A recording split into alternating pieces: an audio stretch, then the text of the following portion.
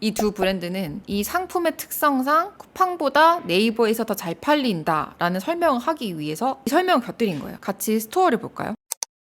여러분, 요즘에 다 쿠팡 간다는데 왜 어떤 브랜드는 여전히 스마트 스토어에 목숨을 걸고 있을까요? 쿠팡이 대세다. 이번에는 그에 이어서 3탄 스마트 스토어가 대세인 이유. 각각 영상을 다 보시고 여러분들한테 맞는 방법을 적용하시면 됩니다. 스마트 스토어가 여전히 강력한 이유 첫 번째는 스마트 스토어는 브랜딩이 가능한 유일한 오픈마켓이기 때문이에요. 스마트 스토어에서 브랜딩을 정말 잘하고 있는 케이스들은 제가 조금 뒤에 자세하게 소개를 할 예정이에요. 자, 두 번째는 소비자의 후기 그리고 제품의 퀄리티에 대해서 신뢰도가 가장 높은 오픈마켓입니다. 작은 규모의 자사몰보다도 스마트 스토어에 대한 신뢰도가 훨씬 더 높을 수도 있어요. 그리고 또 특정 키워드에서 10등 안에만 들면 이 검색 자연 노출로 인한 매출도 무한대로 올릴 수 있습니다. 그리고 스마트 스토어의 가장 강력한 쿠팡과의 정말 강력한 차별점일 수도 있는데요. 고객과의 직접 소통이 가능하다는 거. 쿠팡도 내가 고객과 소통은 하지만 나는 좀 쿠팡 뒤에서 소통하는 느낌인데 네이버는 확실히 내가 스토어의 주인으로서 브랜드의 오너로서 소통하는 느낌이 있습니다. 그래서 고객과 좀 더 가까이에서 이 CS를 잘하기만 하면은 전환율도 높이고 업셀링도 가능하고 CRM 마케팅까지 잘할 수 있다라는 것이 스마트 스토어의 장점이에요. 이 1000억이 넘는 버티컬 플랫폼이 휩쓸어간 몇 개 카테고리 빼고는 저는 스마트 스토어가 여전히 브랜딩이 가장 강력한 도구 중에 하나라고 생각을 합니다. 그 1000억이 넘는 버티컬 플랫폼들이라고 하면은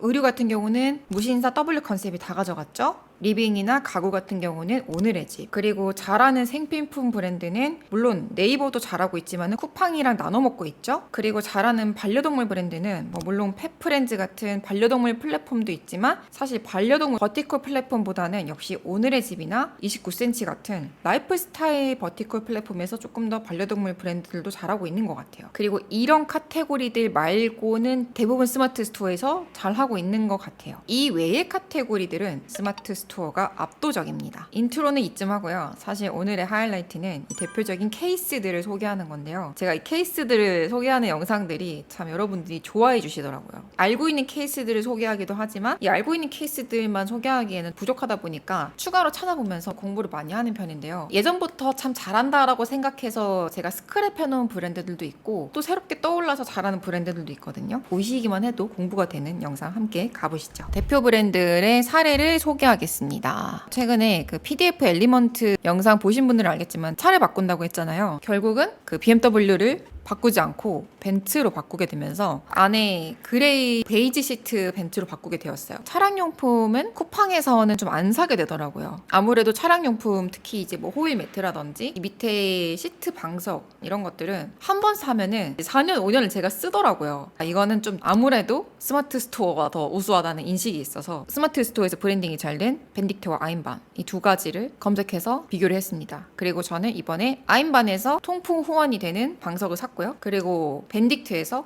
핸들 커버를 샀습니다. 이 두 브랜드는 이 상품의 특성상 쿠팡보다 네이버에서 더 잘 팔린다 라는 설명을 하기 위해서 이 설명을 곁들인 거예요. 같이 스토어를 볼까요? 벤딕트를 검색하면은 이제 스마트 스토어라고 믿기지 않을 정도로 브랜딩이 되게 잘 되어 있는 스마트 스토어죠. 매출이 한 200억 정도 되고요. 가격대가 굉장히 높은 자동차 용품들 판매를 합니다. 일본은 메이드 인 차이나겠지만 사람들이 좀 품질을 중시하고 한국에서 충분히 생산할 수 있는 것들은 메이드 인 코리아인 것 같아요. 그래서 이제 잘 팔리는 품목들을 보면은 자, 월간 기준으로 볼게요. 세차하고 나서 물기 말리는 송풍기고 핸들커버 많이 팔리고 매트, 시트 방석, 트렁크 정리함. 그러니까 차 좋아하시는 분들은 차 액세서리에만 또 몇십, 많게는 100 가까이 쓰시기 때문에 저는 차에 신경을 많이 안 쓰는 편이기 때문에 최소한으로 샀는데 꾸미기 시작하면 끝도 없을 것 같아요. 차가 이제 제2의 집처럼 꾸미시는 분들이 있잖아요. 벤딕트에서 엄청 쇼핑하실 것 같아요. 거의 캠핑 차박 위한 것도 있고 이러니까 매출액이 이제 많이 나올 수밖에 없겠죠. 룩북도 엄청 잘 찍었어요. 이게 진짜 차량용품 브랜드인가 싶을 정도의 감도로 찍으셨는데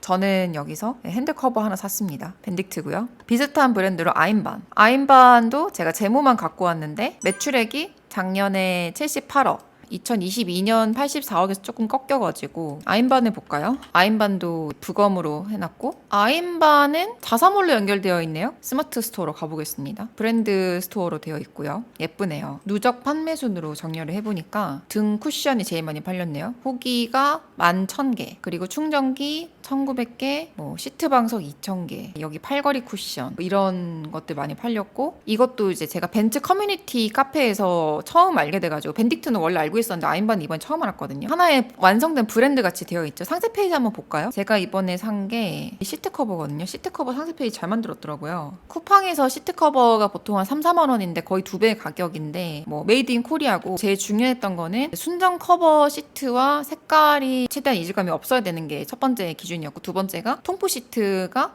바람이 나오는데 이걸 덮음으로써 바람이 안 나오면 안 되잖아요. 그래서 통풍 시트 호환이 돼야 된다. 두 가지 기준이 맞아야 되는데, 이게 왜 제가 네이버에서도 되는 거냐, 쿠팡이 아무리 잘 된다고 해도 이게 왜 안 되는 거냐라고 했을 때, 우리나라에서 아무리 외제차가 많이 팔린다 하더라도 쿠팡은 그 중국에서 저가로 소싱해서 많이 넣어가지고 많이 팔고, 이게 쿠팡의 공식이잖아요. 근데 이 네이버는 아무래도 좀 메이드 인 코리아가 강해요. 왜냐면은 이 브랜드도 되기도 하고 광고를 정교하게 잘하고, 쿠팡은 단가 싸움인 게 강하고 양을 많이 넣고 이게 강한데, 네이버 같은 경우는 쿠팡보다는 잘할 수 있는 변수가 많은 편인데, 우리나라는 일단 국산차가 비중이 높잖아요. 근데 이런 것들을 중국에서 뭐 국산차만을 위해서 매년 바뀌는 이런 모델에 맞춰서 만들어주지 않는단 말이에요. 그러다 보니까 우리나라 사람이 우리나라 차량 시트와 이 디자인에 맞춰서 만드는 것이 베스트예요. 그러다 보니까 맞춤형으로 나오는 상품 같은 경우는 아무래도 메이드 인 코리아로 해서 브랜딩을 해가지고 제조를 해가지고 스마트 스토어로 파는 게 유리하다. 그리고 스마트 스토어가 왜 좋냐면, 쿠팡은 연계 구매가 유리하진 않아요. 3,000원짜리 하나를 사도 무료 배송이 되고, 그다음에 뭐 10만원짜리 두 개를 사도 무료 배송이기 때문에 하나 사고 생각나면 하나 더 사고 뭐 그런 구조가 되는데, 네이버 같은 경우는 뭐 5만원 이상 무료 배송, 7만원 이상 무료 배송 이런 구조다 보니까 한 번 살 때 보통 차량 같은 경우는 내가 신차를 받으면은 차량용품을 와다다다 사잖아요. 많이 산단 말이에요. 이 시트 커버도 사고 밑에 호일 매트도 사고 뭐 방향제도 사고 차량용 뭐 송풍기도 사고 다 사다 보니까 이 연계 구매가 가능한 하나의 브랜드에서 웬만하면 다 사다 보니까 스마트 스토어가 조금 더 메리트가 있게 느껴진다라는 거죠. 쿠팡이 메리트가 없는 건 아닌데, 아무래도 쿠팡은 브랜드가 약하고 또 연계 구매에 메리트가 없다. 아이 참에 신뢰할 만한 메이드 인 코리아 브랜드의 사보자가 되니까 이런 형태가 유리한 거죠. 아인반이나 벤딕트 같은 이 차량용품이 네이버 스마트 스토어 기반으로 브랜딩이 되는 거죠. 상세 페이지 되게 잘 만들었어요. 보면서 잘 만들었다 엄청 감탄했습니다. 사진도 너무 잘 찍고, 얇다라는 것도 옛날 같으면 뭐 1.2mm다라고 했는데 이렇게 영상으로 보여주니까 확 와닿잖아요. 1.2mm라는 게 감이 없잖아요. 그게 얼마나 얇은 거야? 라고 했었는데, 이 정도로 얇으면은 열선 시트에 열도 잘 전해지고 통풍 시트에 그 차가운 바람도 웬만하면은 잘 전도가 되겠구나 라고 생각이 들겠죠. 직관적인 상세 페이지 아주 좋아요. 그래서 잘 만들었다 생각이 들었습니다. 그래서 이런 차량용품들은 브랜딩을 아주 빡세게 잘 하고 메이드 인 코리아 기반으로 제조를 했을 때 스마트 스토어가 조금 더 유리한 것 같다라는 것이 저의 생각입니다. 자, 다음에 제가 아주 사랑하는, 저도 키보드의 진심이거든요. 맥을 쓰기 때문에 맥과 호환되는 키보드가 레이저와 키크론 두 가지 종류밖에 없습니다. 그래서 레이저와 키크론 쓰는데, 레이저는 게이밍 키보드에 가깝고 맥에 호환되는 게 많이 없어서 잘 안 쓰긴 하지만, 레이저는 그냥 이쁘잖아요. 멋있고. 그래서 이것도 네이버 브랜딩 스토어로 잘 만들었더라고요. 근데 아쉬운 거는 매출액이 나오지 않았어요. 근데 관심 고객 수가 59,000인 걸로 봐서 키크론의 매출로 말미암아서 약간 추측할 수 있지 않을까 싶은데, 레이저 키보드가 굉장히 비싸요. 키보드 가격 볼까? 20-30만 원 정도 하거든요. 레이저 키보드도 이것도 약간 고관여 상품이고, 키보드도 약간 덕후들이 많고 막 커스터마이징해서 쓰잖아요. 키보드는 키감이 되게 중요한데 이거를 되게 여러 개를 비교해보고 써야 되기 때문에 처음부터 인터넷으로 시키기보다는 일렉트릭 마트인가? 거기 이마트에 있는 그 있잖아요. 거기 가서 쓰거나, 보통 엄청 키보드가 많이 전시되어 있는 공간에 가서 최대한 많이 두들겨 보고 나서 나한테 가장 꽂히는 키감을 찾아서 인터넷으로 주문을 하죠. 거기서 사거나. 그렇기 때문에 사실 반품이 잘 된다라는 거는 중요하지 않기 때문에 쿠팡에서 잘 안 사죠. 내가 원하는 그 키감을 딱 가진 현장에서 구매를 하거나, 온라인이 조금 더 싸면 온라인이 사거나 하기 때문에 네이버 브랜드 스토어 형태가 조금 더 좋죠. 그리고 커스터마이징 해야 되기 때문에 키보드 사면서 키 몇 개 더 사고 같이 구매를 많이 하기 때문에 스마트 스토어가 좀 더 유리하다. 키크론이 매출이 360억 원이더라고요. 저는 레이저보다 키크론의 키감이 더 좋더라고요. 지금 제가 쓰고 있는 것도 키크론이가요. 소리 한번 들어보실래요? 제가 지금 쓰는 게 이게 5년 된 건데 이 모델이 단종이 되어서 다시 쓰지를 못하는데 비슷한 모델을 제가 찾아서 샀는데도 이 소리가 구현되지 않아서 키크론이 360억 원인데 관심 고객 수가 11만인 걸로 봐서 레이저가 한 100억 후반대 뭐 이 정도가 되지 않을까요? 키크론은 맥 호환되는 유일한 기계식 키보드라는 점에서 매니아층이 많고 레이저는 사이버틱 해가지고 디자인이 어린애들이 좋아하고 게이밍에 좀 맞는 거라면 키크론은 약간 디자이너들이 좋아하고 맥 쓰는 사람들이 보통 그래픽 작업하는 사람들이잖아요. 그리고 사무실에서 많이 쓰고 하다 보니까 사람들이 많이 좋아하는 브랜드입니다. 이 정도 스마트 스토어 하나 운영하는 회사인데 360억 원 매출 엄청나죠. 다 메이드 인 차이나라는 거. 다음 에어메이드라는 브랜드인데요. 208억 매출인데요. 브랜드 이름이나 디자인이나 여러 가지 감도로 봤을 때 우와 되게 유명한 브랜드 아니야 라고 생각이 될 만큼 되게 엄청 중립적인 이름을 가지고 있어요. 관심 고객 수 25만 9천 명. 되게 잘 만들었어요. 브랜딩을 워낙 잘해서 이런 드라이기 제가 저번 영상에서 쿠팡에서 한 4만 원이면 산다 그랬잖아요. 뭐 기능적으로 솔직히 얼마나 다르겠어요. 근데 이제 브랜딩의 힘인 거죠. 14만 8천 원에 팔 수 있다라는 거는 브랜딩의 힘인 것 같아요. 정말 브랜딩을 잘했고 감도를 잘 뽑았고 그 디자이너가 만든 브랜드 같은데 제가 이 브랜드는 잘 모릅니다. 네이버 스마트 스토어에서 정말 잘 만들었다. 그래서 이 정도 감도로 뽑아내면 208억 매출 찍는다. 이런 레퍼런스를 보여드린 거고 박웬 아시는 분은 아실 거고 모르시는 분은 모르실 건데 밀폐용기로 이 정도 할 수 있다. 매출액 282억. 물론 쿠팡에서도 많이 팔고요. 공동구매로도 많이 파는데 밀폐용기로 282억 엄청나죠? 가격대가 미쳤습니다. 밀폐용기인데 구성이 17만 8천 원, 31만 4,900원, 24만 4,900원. 근데 뭐 이런 것 같아요. 냉장고 안에도 되게 세련되게 정리하고 싶은 니즈가 있을 수 있어요. 저도 냉장고 안에 용기를 통일하고 싶은 니즈가 있는 편인데 박웬까지는 솔직히 못 사겠고 왜냐면 뚜껑이나 이게 형형색색의 반찬을 담다 보면은 유지하기가 쉽지가 않잖아요. 이런 날것의 식재료를 담아야 그나마 유지가 되겠죠? 스마트 스토어에서 브랜딩을 했다라기보다는 공동구매나 쿠팡에서도 이거는 잘 팔기 때문에 그냥 유명한 브랜드다. 홈쇼핑도 하고 근데 스마트 스토어에서는 심플하게 브랜딩을 잘 전개하고 있는 곳이다. 이불이다. 이제 여기서부터는 매출이 조금씩 작아집니다. 이거는 또 이불 브랜드인데요. 여기는 매출이 크진 않죠. 59억인데 아무래도 객단가가 낮다 보니까 그리고 우리가 이불을 얼마나 자주 사겠어요. 계절 바뀔 때마다 하나씩 사고 이러잖아요. 되게 따뜻하고 코지하게 통일감 있게 잘 한 것 같고 관심 고객 수 17만 6천 엄청 크다. 정글 키친 여기는 매출액이 나오진 않아요. 근데 여기는 매출액에 비해서는 유명해요. 여기는 왜 유명하냐면 고양이용 생식으로 유명해요. 그러니까 생식만 하는 집사들이 있어요. 오로지 생식으로만 하는 그런 캠페인이 있거든요. 저는 하지 않지만 엄청 돈이 많이 들겠죠? 그래서 생식을 파는 곳인데 너무 이제 비싸다 보니까 이런 거를 지키는 집사들이 많이 없어서 대중화되진 않았지만 브랜딩은 확실하게 되었어요. 정글 키친 하면은 대부분의 고양이 집사들은 알고 있죠. 아주 청결한 환경에서 이런 생고기를 잘 딜리버하는 회사입니다. 3651 여기는 몇 년 전만 해도 약간 쇼핑몰 정도의 수준이었던 걸로 저는 기억하는데 어느새 매출액이 엄청 큰 브랜드로 성장을 했어요. 매출 141억.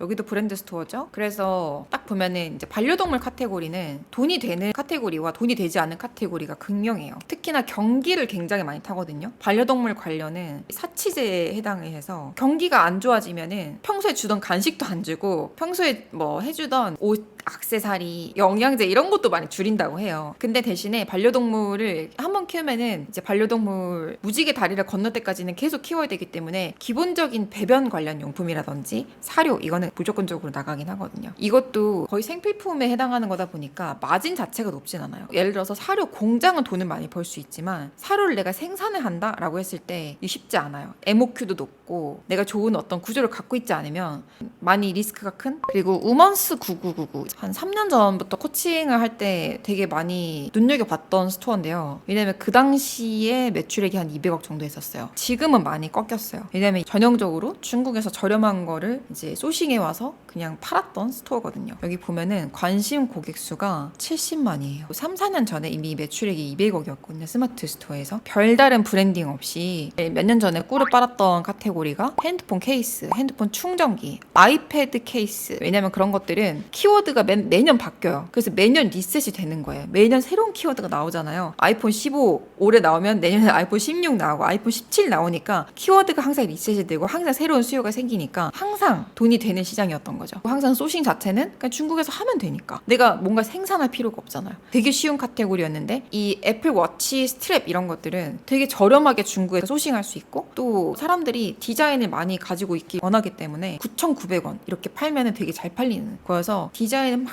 많이 가져와가지고서 이렇게 팔면은 되게 괜찮은 시장이었거든요. 근데 이제는 알리태브도 들어오고 또 워낙 이제 진입장벽이 낮은 시장이다 보니까 지금은 많이 어려워진 것 같아요. 그래서 지금 보니까 이게 혁신의 숲의 재무 상태가 있더라고요. 손익재무 쪽을 보니까 2022년에 300억을 찍었어요. 그리고 영업이익 60억, 순이익 54억. 사실 이때 많이 벌었기 때문에 근데 2023년에는 기록이었고 24년에 순이익 마이너스 8억. 나쁘진 않아요. 재고 현황이나 이런 거를 제가 잘 모르니까 어쨌든 3분의 1 토막이 났어요. 이게 매출이 많이 꺾였죠. 이제는 중국에서 직접 많이 사기도 하고 또 경기도 안 좋다 보니까 이런 것들이 수요도 많이 줄었죠. 연매출이 200억 원입니다. 매트리스 브랜드인데 이게 아까 제가 말씀드렸듯이 리빙이나 가구 쪽은 오늘의 집이 많이 가져가긴 했지만 예외적인 카테고리가 있는데요. 상세 페이지를 상세히 봐야 되고 그리고 상품의 신뢰도를 많이 따지는 상품들 있잖아요. 예를 들어서 기능이 중요한 것들, 고관여 상품들 그런 것들은 여전히 스마트 스토어가 강합니다. 왜냐면은 처음에도 말씀드렸듯이 이 후기의 신뢰도가 높고요. 품질에 대한 신뢰도가 스마트 스토어가 여전히 높기 때문이에요.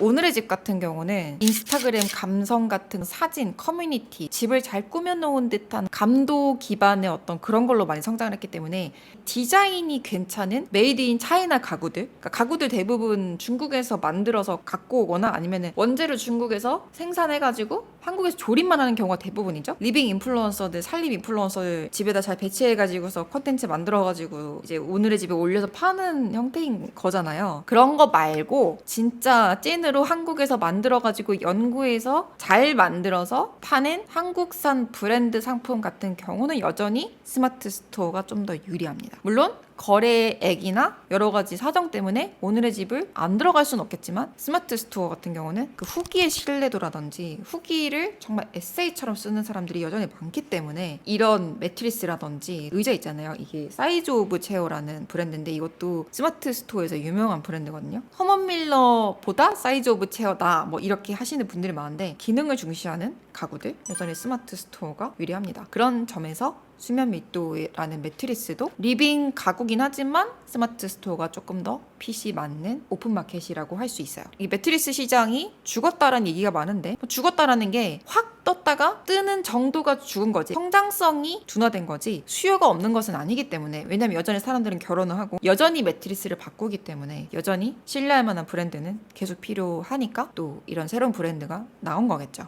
순이홈이라는 브랜드도 찾다가 나온 건데 뭐 엄청나게 이제 기억이 난다기보다는 여기 같은 경우도 그런 쿠션이나 접이식 매트리스 조금 더 가벼운 상품들 위주인 것 같아요. 여전히 이런 작은 상품들 위주로 했을 때 50억이 넘는 매출을 낸 거 정말 대단한 거죠. 스마트 스토어 위주로 풀어가지고 퍼핑이라는 브랜드인데요. 브랜딩을 정말 잘했더라고요. 근데 보니까 되게 오랫동안 이런 매트만 다뤄오던 회사였더라고요. 보니까 이런 매트 전문으로 하다가 강아지 용품으로 점점점 늘려간 브랜드인데 이런 쪽으로 수요가 많잖아요. 요즘에 강아지들 이제 관절을 보호해야 되기 때문에 강아지가 집에서 막 뛰어다니니까 매트를 쫙 깔아놔야 되는데 이런 매트를 이제 시공을 하면 너무 부담스러우니까 셀프로 깔 수 있는 매트를 파는 거죠. 이런 것들이 가격도 비싸고 또 기능에 대해서 많은 사람들이 많이 따져서 사다 보니까 쿠팡에서 중국산 매트를 사는 것보다는 제대로 만든 신뢰할 만한 브랜드를 사는 거를 선호하다 보니까 네이버에서 이런 큰 브랜드의 상품을 찾는 사람들도 여전히 많은 거죠. 여기는 매출이 294억, 거의 300억 가까이 되더라고요. 그리고 황금이네. 여기는 아시는 분들은 되게 아시는데 이 즙 쪽으로 되게 유명한 곳이에요. 한때 어떤 즙을 검색하더라도 이 황금이네가 1등인 시절이 있었어요. 지금은 많이 바뀌었는데 뭐 양배추즙을 검색해도 나오고 블루베리즙을 검색해도 나오고 흑염소즙을 검색해도 나오는 회사였는데 그때 이후로는 성장이 더딘 것 같아요. 이 즙도 원가율도 낮고 확장성이 좋은 카테고리다 보니까 제가 처음 발견했던 2021년, 22년 이쯤에 시간이 좀 멈춰있는 브랜드 같긴 해요. 그래도 여전히 잘 팔리죠. 리뷰 수가 49,000개, 62,000개 엄청 많습니다. 이런 상품들 같은 경우는 괜찮으면 재구매하고, 또 하나를 먹어서 괜찮은 것 같으면 다른 집도 먹어보고 추천도 해주고 선물도 해주고, 네, 아이템을 정말 잘 잡은 회사인 것 같아요. 자, 이렇게 해서 네이버 스마트 스토어 기반으로 자리를 잘 잡은 카테고리 스토어들을 봤고요. 스마트 스토어를 잘 키우는 방법에 대해서 조금 알아보겠습니다. 알아봤듯이 오늘의 집이나 무신사 W 컨셉 입점하기 어려운 카테고리 중에 연계 구매가 잘 되거나 핸들 커버도 구매하면서 코일 매트도 구매하는 자동차 용품처럼 상세 페이지의 기여도가 높은 장바구니 넣어놓고 좀 고민 많이 하고 사야 되는 상품들은 스마트 스토어가 유리합니다. 이런 의자 같은 경우는 사실 가격도 가격인데 한 번 사면 웬만하면 잘 안 바꾼단 말이에요. 막 5년 10년 동안 쓰기도 하니까. 그리고 가격보다도 내가 쓰는 시간이 워낙 길다 보니까 나한테 미치는 영향이 크다 보니까 그런 상품들은 아무래도 가격 플러스 내가 쓰는 시간이 길다 보니까 나한테 미치는 영향이 크다 보니까 스터디하듯이 보는 경우가 많다. 그래서 이런 스토어들은 상세 페이지뿐만 아니라 후기도 엄청나게 꼼꼼하게 봅니다. 그러니까 사람들이 쓴 후기도 많이 볼 뿐만 아니라 후기에 달린 스토어의 태도도 많이 봐요. 예를 들어서 악플이 달릴 수도 있어요. 뭐 2, 3점짜리 별점 후기가 달릴 수도 있어요. 사람마다 느끼는 점은 다르니까요. 근데 중요한 거는 그 2, 3점짜리 후기에 대응을 어떻게 하느냐가 되게 중요해요. 저 같은 경우도 옛날에 템플레이스 처음 론칭했을 때 별점이 낮은 후기가 없지 않았거든요. 근데 그런 후기에 대응을 정말 성실하게 했어요. 당연히 사과부터 시작을 해서 그렇게 느끼실 수밖에 없는 이유에 대해 설명을 하고, 그리고 거기에 대해서 내가 어떻게 대응을 하겠다, 이런 추가 액션까지 이 모든 플로우를 다 자연스럽게 했기 때문에 좋은 후기가 계속 있고 구매가 있었겠죠. 스마트 스토어가 이게 좀 되는 플랫폼이고, 사실 스마트 스토어 외에 다른 데들은 후기 밀어내면 되고 자사모로 후기 지우면 되고, 쿠팡 같은 경우는 뭐 신경도 안 쓰다 보니까 후기의 중요성이 많이 낮죠. 근데 스마트 스토어는 후기가 안 좋은 게 찍혀도 내가 쉽게 밀어낼 수가 없기 때문에 필터링해서 다 보잖아요. 그래서 제가 최근에 시리즈로 이제 쿠팡 얘기했고 자사몰 얘기했고 지금 오늘 마지막으로 스마트 스토어 얘기를 했습니다. 스마트 스토어가 물론 새로운 사람들이 진입하기엔 살짝 어려운 건 사실이지만 브랜드로 내가 정말 오랫동안 가져가고 싶다라고 했을 때 메리트가 아예 없는 건 아니에요. 그리고 이미 옛날부터 만들어 와서 잘하고 있는 스토어들도 분명히 있고요. 배울 점도 있습니다. 그리고 네이버가 바보는 아니잖아요. 네이버도 지금 열심히 하고 있습니다. 네이버가 항상 뭘 하고 있는지 저도 열심히 보고 트래킹을 하고 새로운 소식이 있으면 항상 전해드릴 테니까 제 채널도 열심히 봐주시고요. 저는 다음에 또 유익한 소식으로 찾아뵙겠습니다. 여러분 안녕.